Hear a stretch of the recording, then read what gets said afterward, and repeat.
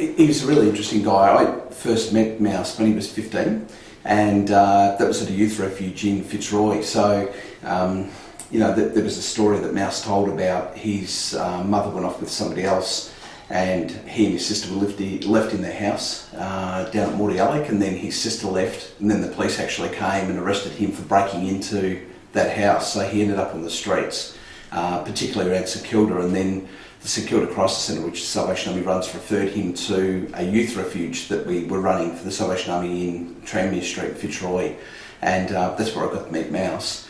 And the really interesting thing about Mouse is that was back in 1987, 88, and then we sort of lost connection with each other, and then he reappeared about 9 months ago at the Salvation Army at Burke Street, and he was exactly the same guy. Like, he didn't look like he'd aged, he had same mannerisms and so forth, and he had this real strut about him, but he really valued any help that people gave him. So, if you took him out for a coffee, the next 3 or 4 weeks, he'd be saying, "Oh, thanks for that coffee, that was fantastic. Oh, that was sensational. It was great catching up with you," and all that sort of thing. So he really valued and appreciated what people did for him, and he never took that stuff for granted.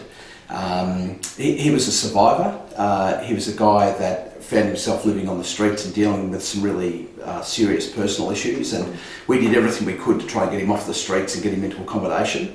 And I think, myself and our staff are really sort of struggling a bit, yesterday and today in terms of what more could we have done for him, but these personal issues were the things that caused him to actually say to us, "Look, it's fantastic you're offering me this accommodation, but I'm just not ready, and I think I might mess up, so I don't want to do that." So he was an honest, sort of a pretty loyal sort of guy as well, and he just said, "Look, I'd rather stay here, sort my stuff out, and then when I'm ready, I'll come back and talk to you guys."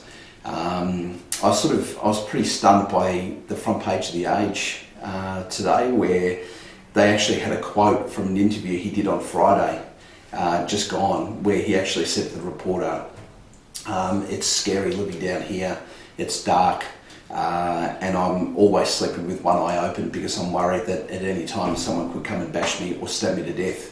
That was Friday morning, and that's in the article today. So